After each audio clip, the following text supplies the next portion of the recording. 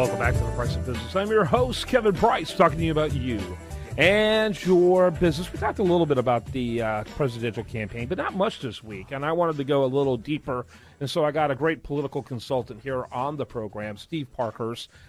He is very well-versed, very politically savvy, an old friend of mine, and we've been talking and working together on various things for a long time. He's one of the people that helped me create the national news website, usdailyreview.com, and he does a weekly feature called Across the Pond, which is the longest-running feature on usdailyreview.com, and frankly, one of my favorite features on any news site anywhere, because he really figured out early on that if you get that perception of what's going on in England, and what he does is he looks at the British newspapers and brings those stories. It's kind of like a window into the future. It's kind of pretty cool what you got going there. I like it, and it's good to talk to you, Steve.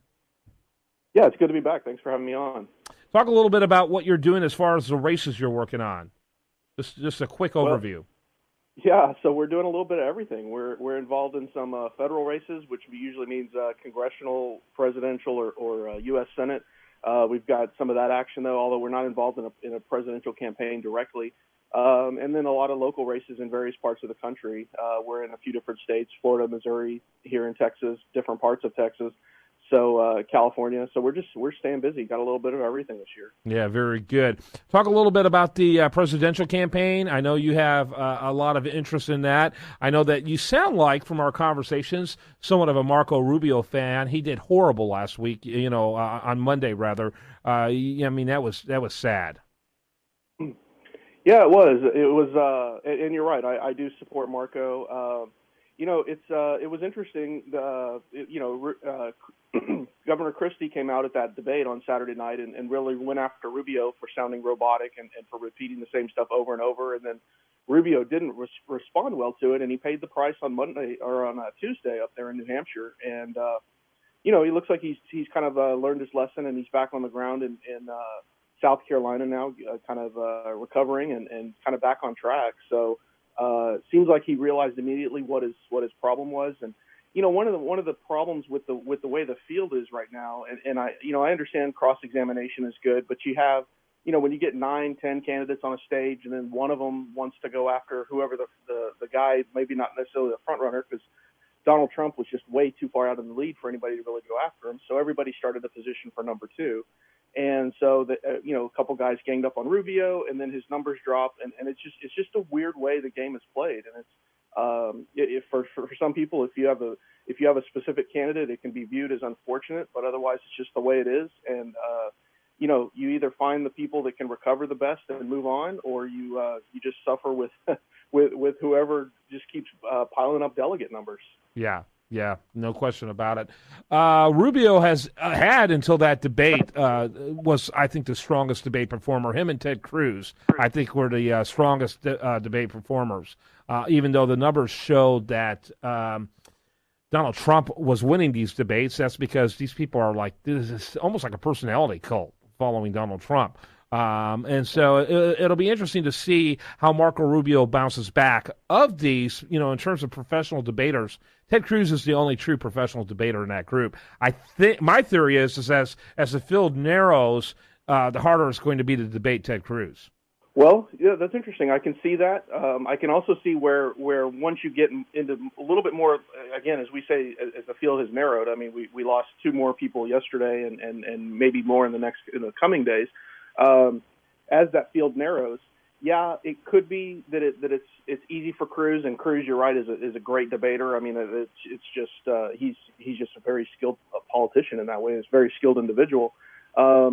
But it could also these debates just hinge on what the questions are, who's asking the questions, and then who the questions are directed to. And the other night on that Saturday night debate, you had the moment where Bush kind of had a rise, I guess you could say, a bit, not to steal from his pack right to rise at all, but he had that moment where he was going at Trump, and Trump did the shush thing, try to keep him quiet, and that was one of the two times Trump got booed that night. So you just never know how these things are going to go. If you could get serious, just policy debates, then you're right, Ted Cruz would probably win, but that's just not what these things turn into these days. These things are such a bizarre sideshow sometimes with all the theatrics and the what candidate is doing what, and when you've got 9 people up there on a stage and you're trying to grade all 9 of them, it just becomes a free for all. And so you're right. I'm interested to see what happens as the field narrows and we have fewer people up on that stage. Yeah, the key word there is sideshow. Is that one word or two? But anyway, it definitely does get bizarre. But the field is narrowing, and I'm expecting Ben Carson to pull out any day now. And so it's going to become more narrow, even more so. So, but let's kind of do a quick inventory. There's 6, right? Donald Trump, Marco Rubio, Ted Cruz, Ben Carson, John Kasich, and I'm missing one. Who am I missing? Oh, Jeb Bush. Yeah. And so do Jeb Bush and Marco Rubio try to trudge on all the way to Florida? I think so. I think they both view that as a favorable, home turf, and it could be that both are delusional and neither one knows which one, whose home turf it really is. But yeah, I think they both at least survive to Florida. Or at least trudge on. Who knows whether or not survival is the right word. Is Florida one of the March 1 primaries? I believe it is, yeah. Super Tuesday along with Texas, and I think 16 states vote that day. It's wonderful that Texas matters again. It really is wonderful. Yeah, first time in a really long time. Long time.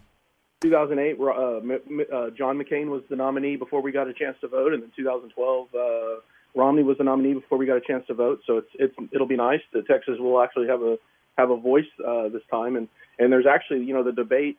There's a debate on the February 25th, I believe. It's going to be in Houston. So they haven't had a Texas debate in quite a while either. Yeah, who's doing that debate? Do you know? Ever since they pulled it away from the NBC affiliates, I'm not sure that they ever. I think they just kind of kept saying, "Well, the debate's going to take place," but they don't know who's carrying it yet. So I don't know that I've seen who's going to carry that. I got to figure out how to get in that place. Anyway, talk a little bit about the. So in Florida, who do you think wins in Florida? That'll be interesting. I mean, Jeb Bush is almost ancient history by Florida standards. I would think that Marco Rubio would have some currency. I also think that a lot of Floridians are angry at Marco Rubio about his attitude towards his responsibilities in representing them in the U.S. Senate. I know I would be. Yeah, it's a very fair vote, or a very fair point. And, Rubio and actually Ted Cruz both took a little bit of time off the campaign trail yesterday to go to D.C. to cast votes. And so you're right about, Jeb Bush kind of comes across as ancient history there in Florida. At least you have to think that way. And then, there's a lot of things kind of starting to circulate or recirculate, I guess you could say, from 2010, where Jeb Bush talked about how great Marco Rubio was going to be for Florida. And Rubio's there now. I don't know if you've seen on the newsstands lately. There's a Newsweek issue with Rubio being bashed about global warming or so-called global warming, and it talks about how the people in Florida are not happy with him because of supposed sea level rise. And I'm not debating the premise of all of that. It's just the fact that they're throwing this stuff out there and trying to make Rubio look bad, which is, he's from Florida, and yes, the story was about Florida. That could have a negative impact. At the same time, when you get these fields where you have so many candidates, I mean, just like with the presidential contests in general, I mean, if you look at Ted Cruz, I think he won Iowa with 34% of the vote. I mean, that's what happens when you have so many people in these races, is that you start to minimize the number of the percentage of vote that you've got to get. So you could have Bush and Rubio go in there and both get 20% and look really good, and then somebody else comes in and maybe gets 25% or 30% and blows them away. So I would say Rubio has the advantage. Especially he doesn't have to kind of rebuild name ID right now or anything like that. He's been the senator. He's had constituent services for the last 5.5 years. So I would say he's a favorite going in. But again, if the field remains somewhat crowded, I could see anybody taking that. Mm-hmm. Talking again to Steve Parkhurst. He is a political consultant. By the way, Steve, your website? It's the business name is American Renaissance Political Consulting Group, and so we shortened that because that's a really long name. It is Consulting. Yeah, so it's just amrenconsulting.com. amrenconsulting.com. We're going to continue our conversation with Steve Parkhurst. We're going to talk a little bit more. My question for you, don't answer it now, Steve, but after the break, who's going to be the next candidate to get out of this race? I'm going to let you speculate on that and much, much more. I do want to remind you the show continues 24/7 at priceofbusiness.com. Great audio, video, and so much more. Plus, make sure you check out my national TV show this Sunday on the Biz TV Network. More for you after this.